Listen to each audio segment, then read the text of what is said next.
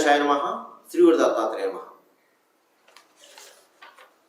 నూతన సంవత్సరం ఉగాది శుభాకాంక్షలు. ఈ శ్రీ క్రోధినామ సంవత్సరం ఉగాది రాశి ఫలాల్లో వృశ్చిక రాశి వారికి ఎలా ఉందో తెలుసుకుందాం. వృశ్చిక రాశి విశాఖ 4వ పాదం, అనురాధ 1, 2, 4 పాదాలు, జ్యేష్ఠ 1, 2, 3, 4 పాదాలు వృశ్చిక రాశిలోకి వస్తాయండి. మీకు ఈ సంవత్సరం ఆదాయం 8, వ్యయం 14, రాజపూజ్యం 4, అవమానం 2. అయితే ఈ రాశి స్త్రీ పురుషులకి క్రోధినామ సంవత్సరం అన్ని రంగాల్లో అన్ని రకాలుగా యోగదాయకం ఉంది. గత సంవత్సరం కంటే ఈ సంవత్సరం బాగుంది.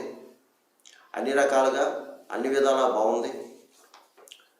దంపతుల మధ్య ప్రేమానురాగాలు ఉంటాయి. గతంలో విడిపోయిన భార్య భర్తలు ఎవరైనా ఉంటే మీరు కలుస్తారు. ఏదో చిన్న చిన్న తగాదాలు వచ్చి. అలాగే వివాహం కాని అబ్బాయిలు ఉంటే ఈ సంవత్సరం వివాహం జరుగుతుంది. అలాగే మీరు ఈ సంవత్సరం పట్టిందల్లా బంగారం అన్నట్లు ఉంటుంది. కానీ ప్రయత్నం చేయండి, మీకు అన్ని విధాలా బాగుంటుంది. ఇకపోతే ఈ సంవత్సరం మీరు గృహ నిర్మాణం చేపడతారు. అలాగే ఆర్థిక లావాదేవీలు బాగుంటాయి. భూగృహ సంబంధ లావాదేవీలు ఏదైతే ఉన్నాయో అది పూర్తవుతాయి. స్థిరాస్తి విషయంలో కొలుక్కొస్తారు. అలాగే సంఘంలో మంచి గౌరవం మర్యాదలు దొరుకుతాయి. బంధువర్గం వారు మిత్రవర్గం వారు కూడా మిమ్మల్ని చక్కగా గౌరవిస్తారు. వారి దగ్గర నుంచి మీకు సహాయ సహకారాలు లభిస్తాయి. అలాగే మీరు పాత మిత్రుల్ని కలుసుకుంటారు. అలాగా మీ ఆశయాలు ఏదైతే ఉన్నాయో, మీ మనోవాంఛలు ఏదైతే ఉన్నాయో, మీ సంకల్పం ఏదైతే ఉందో అది సిద్ధిస్తుంది. ఈ సంవత్సరం ఈ ఉగాది నుంచి ఉగాది వరకు ఈ వృశ్చిక రాశి వారికి బాగుంది. గతంలో మరి చాలా బాధపడ్డారు. మరి గత సంవత్సరం వృశ్చిక రాశి వారు మానసికంగా శారీరకంగా ఎన్నో సమస్యలు ఎదుర్కొన్నారు. ఈ సంవత్సరం మీకు అనుకూలమైన సమయము. ఇకపోతే శుభకార్యాలు చేస్తారు, శుభకార్యాలకు హాజరవుతారు. మీకు వాహన యోగం కూడా ఉందండి ఈ సంవత్సరం. పాత వాహనం కొని కొత్త వాహనం, పాత వాహనం అమ్మి కొత్త వాహనం కానీ లేదా డైరెక్ట్గా కొత్త వాహనం కానీ కొంటారు. అయితే స్థిరాస్తి విషయంలో కొలుక్కొస్తారు. కోర్టు వ్యవహారాలు ఉన్నవారు ఈ సంవత్సరం మీరు తీర్పు అనుకూలంగా ఉంటుంది. ఏదైనా కోర్టు వ్యవహారం ఉన్నవారు. అలాగే ఏదైనా కొన్ని ఇంపార్టెంట్ సెటిల్మెంట్లు కూడా అవుతాయి మీకు ఈ సంవత్సరం. అలాగే మీకు పుణ్యక్షేత్ర దర్శనం కూడా ఉంది. మీకు పుణ్యక్షేత్రాలకు వెళ్తారు. అలాగే దూర ప్రయాణం చేస్తారు. అలాగే జీవన విధానం బాగుంటుంది. మెయిన్ మనకు కావాల్సింది అదే, జీవన విధానం. ఎవరు ఏ వృత్తిలో ఉన్నా ఆ వృత్తిలో రాణిస్తారు, రాణింపు ఉంటుంది. అలాగే ఒక స్థాయి అంటే ఒక్కొక్క స్థాయి ఒక్కొక్క మెట్టు ఎక్కుతారు. అలాగే మిమ్మల్ని మీకు సంఘంలో గౌరవ పురస్కారాలు లభిస్తాయి. అలాగే పెద్ద వాళ్ళను కలుసుకుంటారు. మీరు పెద్ద వాళ్ళను కలుసుకుంటారు. అలాగే కొన్ని బాధ్యతలు పదవులు స్వీకరిస్తారు.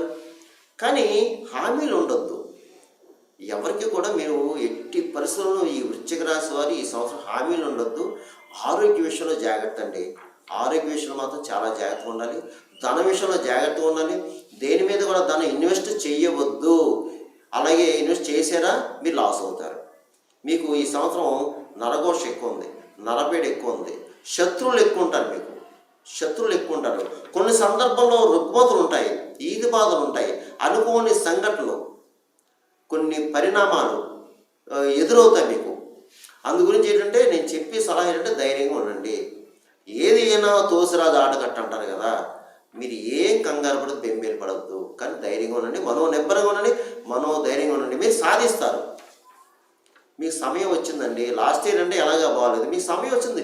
ఇప్పుడు మీరు ధైర్యంగా ఉండి ఎదుర్కోకపోతే ఎలాగా? ఛేదించండి, ఆ సమస్యను ఛేదించండి, అడుగు ముందుకు వేయండి. మీరు సక్సెస్ అవుతారు. వెల్ సెటిల్డ్ కూడా అవుతారు. ఇప్పుడు మీరు సెటిల్ అవ్వడానికి కూడా మంచి అవకాశం. ఉద్యోగరీత్యా వ్యాపారీత్యా సెటిల్ అవ్వడానికి కూడా మంచి అనుకూలమైన సమయము.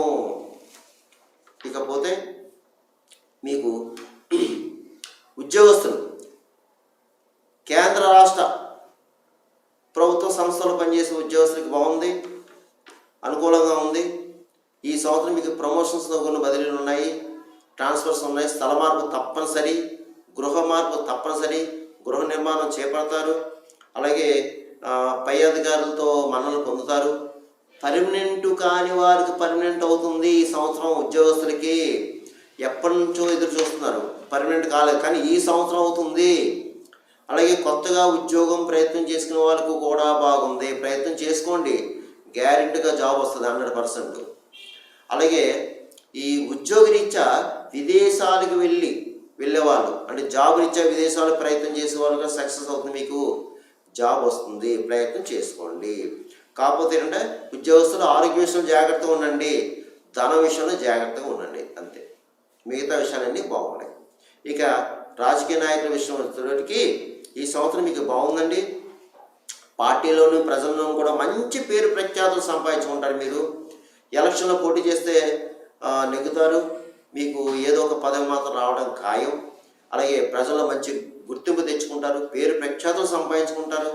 అలాగే గ్రామాల్లో మంచి మంచి కార్యక్రమాలు చేపడతారండి. మీరు చేపట్టి ప్రజల్లో మన్నన పొందుతారు, మంచిగా చూస్తారు. ఇకపోతే మీకు సమస్యల్లా ఆరోగ్య సమస్య వస్తుంది. అలాగే ధన విషయంలో జాగ్రత్త, ఆర్థిక సమస్యలు వస్తాయి, నరఘోష ఉంటుంది, శత్రువులు ఉంటారు, తస్మాత్ జాగ్రత్త, అంతే. ఇక కళారంగం వారు ఈ సంవత్సరం కళారంగం వారికి సినిమా టీవీ రంగం వారు, దర్శక నిర్మాత నటీనట వర్గం వారు, గాయకులు, అలాగే ఇతర టెక్నీషియన్స్ అందరికీ కూడా బాగుంది. ఈ సంవత్సరం బాగుంది. కొత్తగా వచ్చిన వాళ్ళకి కూడా బాగుంది. కరెక్ట్ స్థిరపడతారు, సెటిల్ అవుతారు. మీకు మంచి సువర్ణ అవకాశాలు వస్తాయి, వాటిని ఉపయోగించుకోండి. కానీ కష్టపడండి, మీ పని మీరు చేసుకుని వెళ్ళిపోండి, ఇతరుల విషయాల్లో జోక్యం కలిగించుకోవద్దు. ఈ సంవత్సరం మీకు గృహ మార్పు, అలాగే గృహ శుభకార్యాలు, అలాగే గృహ నిర్మాణం చేపడతారు. అలాగే ప్రభుత్వ పరంగా ప్రైవేట్ పరంగా మంచి అవార్డులు మీరు పొందుతారు. ఏదైనా సరే మీకు ఈ సంవత్సరం బాగుంటుంది. ఇక వ్యాపారస్తులు, చిన్న వ్యాపారస్తుల దగ్గర నుంచి పెద్ద వ్యాపారాలు చేసే వరకు కూడా మీ అందరికీ బాగుందండి, చాలా చక్కగా ఉంది. అలాగే మీరు ఆశించిన దానికంటే మంచి లాభాలు వస్తాయి. జాయింట్ వ్యాపారస్తులకి బాగుంది, కొత్తగా వ్యాపారం పెట్టుకోవడానికి వాళ్ళకి బాగుంది, కొత్తగా కూడా వ్యాపారం పెట్టుకోవచ్చు, మీకు బాగుంది. అలాగే ఇసుక, సిమెంటు, కాంక్రీటు, ఇలా బిల్డింగ్ మెటీరియల్ అమ్మే వ్యాపారస్తులు, అలాగే బిల్డింగ్ కాంట్రాక్టర్స్కి, అలాగే హోల్సేల్ రిటైల్ కిరాణా మర్చెంట్స్ వారికి, రియల్ ఎస్టేటు, అలాగే ప్రైవేట్ కాంట్రాక్టర్స్కి, అందరికీ మీ అందరికీ కూడా ఈ సంవత్సరం అనుకూలమైన సమయము. మీరు స్థిరపడతారు ఈ సంవత్సరము. కాకపోతే మీకు హెల్త్ విషయంలో జాగ్రత్త, ధన విషయంలో జాగ్రత్త, అంతే. ఈ సంవత్సరం మీరు గృహంలో శుభకార్యాలు కూడా చేస్తారు. ఇక విద్యార్థులు, ఈ సంవత్సరం విద్యార్థులకు బాగుందండి, గురుబలం బాగుంది, జ్ఞాపక శక్తి బాగుంటుంది.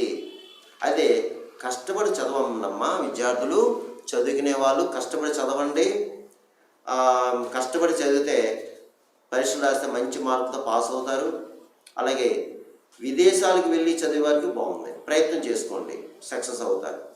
ఇక ఎంట్రన్స్ ఎగ్జామ్స్, బిఈడి, పాలిటెక్నిక్, అలాగే లా సెట్, ఈ సెట్, లా, ఇలా ఎంట్రన్స్ ఎగ్జామ్స్ ఏదైతే ఉన్నాయో ప్రిపేర్ అయితే మీరు ఎంట్రన్స్ ఎగ్జామ్స్లో మంచి ర్యాంక్స్ వస్తాయి.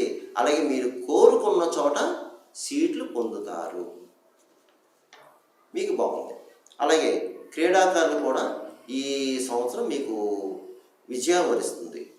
అయితే చదువుకునే విద్యార్థులు మాత్రం ఈ సంవత్సరం అంతమ్మా మీరు లక్ష్మీ గణపతి ఆరాధన, సరస్వతి దేవి ఆరాధన, హయగ్రీవ స్తోత్రం చదువుకోండి, అంతే.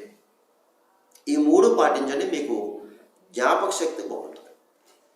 ఇక వ్యవసాయదారులకి ఈ సంవత్సరం 2 పంటలు ఫలిస్తాయి. మొదటి పంట కంటే రెండో పంట అధిక లాభాలు కనిపిస్తున్నాయి. మొదటి పంట కంటే రెండో పంట అధిక లాభాలు ఉంటాయి. అలాగే రుణాలు తీరుస్తారు, అలాగే గృహ నిర్మాణం చేపడతారు, గృహంలో శుభకార్యాలు జరుగుతాయి, కౌలుదారులకు బాగుంది, చేపలు రొయ్యలు చెరువు వారికి కూడా ఈ సంవత్సరం బాగుందండి, మంచి లాభాలు వస్తాయి. అయితే ఈ వ్యవసాయదారులు ఎట్టి పరిస్థితులను కూడా ఎవరికి హామీలు వద్దు, సాక్ష్య సంతకం చేయవద్దు, ఇబ్బంది పాలవుతారు. మీ మీద ఈ సంవత్సరం నరఘోష ఉంది. ఆరోగ్య విషయంలో చాలా జాగ్రత్త, ధన విషయంలో జాగ్రత్త, ఈ పాటించండి, మీకు సరిపోతుంది. ఇకపోతే ఇది కేవలం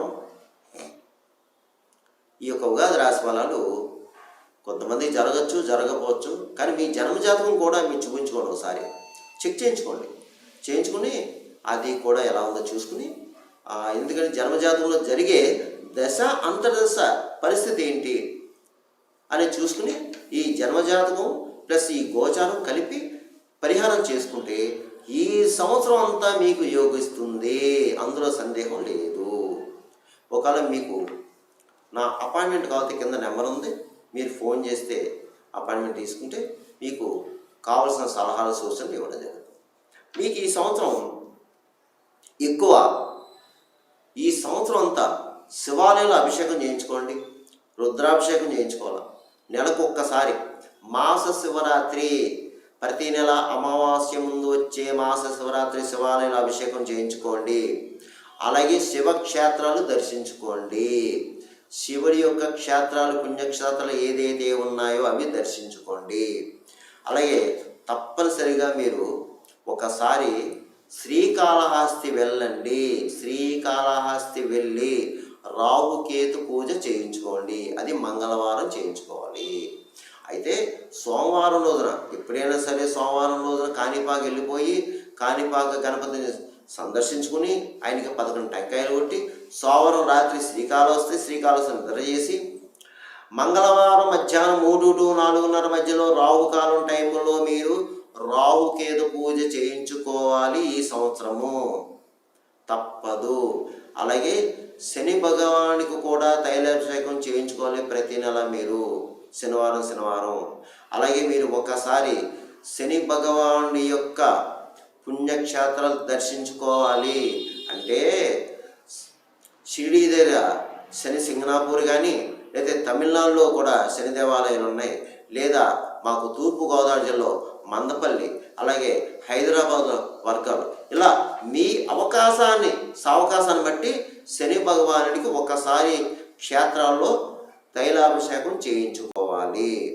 అలాగే ప్రతిరోజు హనుమ దండకం చేసుకోండి, హనుమ చాలీసా చదువుకోండి. శనివారం మంగళవారం ఆంజనేయ స్వామిని దర్శించుకోండి, ప్రదర్శన చేయండి.